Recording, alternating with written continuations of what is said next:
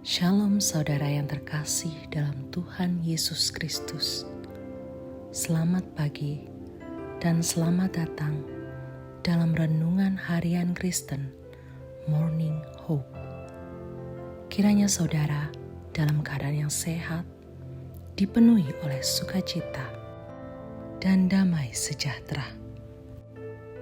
Hari ini kita akan merenungkan kebaikan Tuhan dalam hidup kita melalui firman Tuhan, dan kiranya firman Tuhan senantiasa menjadi kekuatan kita dalam memulai dan melakukan segala kegiatan kita di sepanjang hari ini. Namun sebelum kita merenungkan kebenaran firman Tuhan, mari kita berdoa. Bapa kami yang di surga, Bapa yang kami muliakan dan kami sembah, dalam nama Yesus Kristus, kami mengucap syukur untuk hari yang baru ini. Kami juga bersyukur untuk pemeliharaan, kekuatan, kesehatan, serta anugerah yang telah Engkau berikan. Bapa kami yang di surga, kami menyerahkan ke dalam tangan-Mu segala apa yang kami lakukan di hari yang baru ini. Kiranya Tuhan memberkati dan menyertai segala kegiatan yang kami lakukan sepanjang hari ini. Bapa kami yang di surga, sebelum kami beraktivitas, kami mau merenungkan firman-Mu. Kiranya Tuhan yang memimpin agar kami semakin mengerti firman-Mu dan juga dapat melakukannya dalam kehidupan kami hari ini. Terima kasih ya Tuhan, kami menyerahkan semuanya ke dalam tangan pengasihan-Mu. Dalam nama Tuhan Yesus Kristus kami berdoa. Amin. Saudara, Simson adalah orang paling kuat yang pernah hidup. Tuhan memberikan kekuatan kepadanya yang akan memimpin Israel supaya diselamatkan dari tangan orang Filistin. Orang-orang Filistin merupakan anggapan terhadap orang-orang jahat yang tinggal di Kanaan. Dan orang-orang Filistinlah yang menindas orang Israel. Seperti yang tercatat dalam Alkitab, bahwa Simson adalah nazir Allah sejak ia berada dalam kandungan, dan salah satu tokoh Alkitab yang begitu terkenal karena kekuatan fisiknya. Ia juga salah satu hakim Israel. Dia pemimpin tertinggi dalam bidang politik, militer, dan pemerintahan. Setelah zaman Musa dan Yosua, yang perlu diketahui bahwa Simson diberi Tuhan kekuatan fisik yang luar biasa. Inilah yang membedakannya dengan para hakim sebelumnya. Kekuatan pertamanya, ia berhasil membunuh seekor singa tanpa alat di tangannya. Simson juga mematahkan tali yang sangat kuat yang diikatkan oleh orang-orang Yehuda di kedua tangannya. Lalu membunuh 1.000 orang Filistin dengan menggunakan rahang keledai serta merobohkan sebuah gedung dan menewaskan 3.000 orang Filistin di dalamnya. Kehendak Allah menaklukkan bangsa Filistin dilakukan melalui Simson. Namun Simson juga dituntut pertanggungjawabannya atas dosanya, dan ia mengalami akibat dari ketidaktaatannya. Firman Tuhan dalam Hakim-Hakim 16 ayat 20c. Tetapi tidaklah diketahuinya bahwa Tuhan telah meninggalkan dia.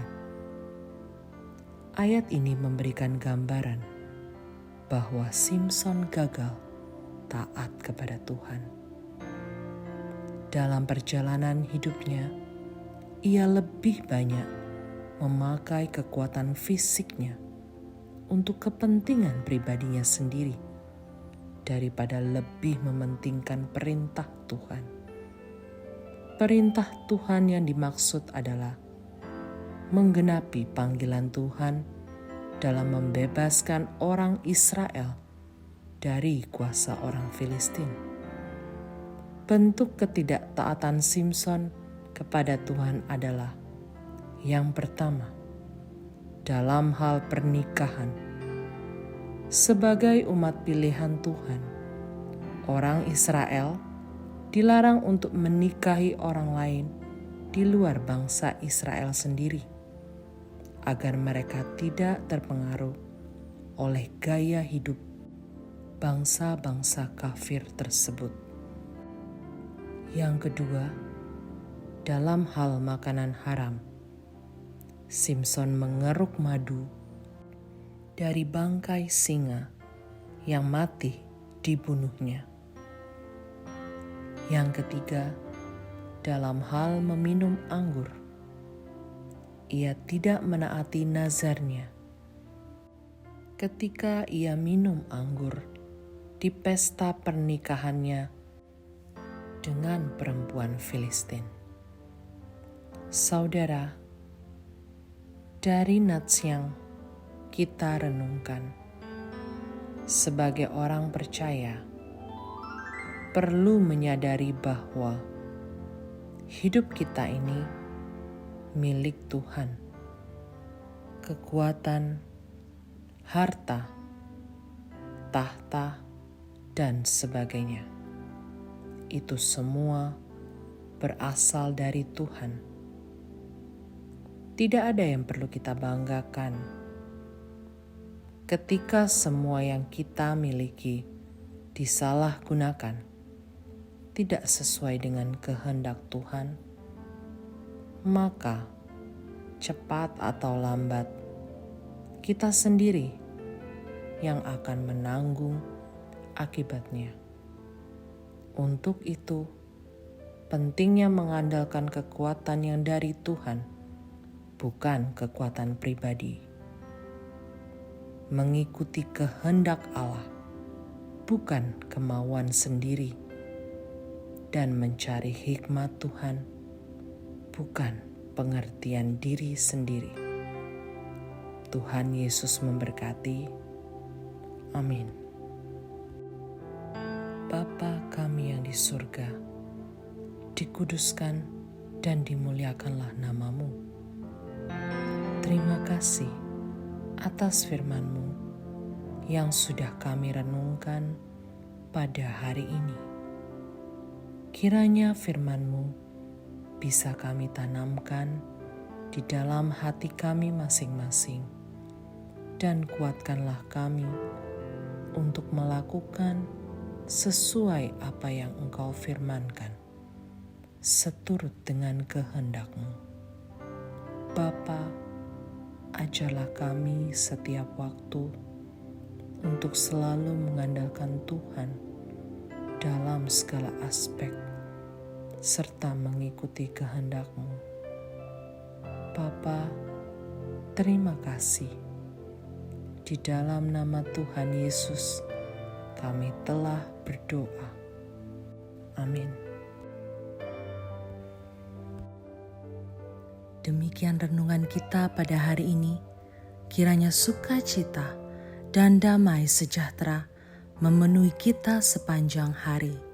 Tuhan Yesus memberkati. Shalom.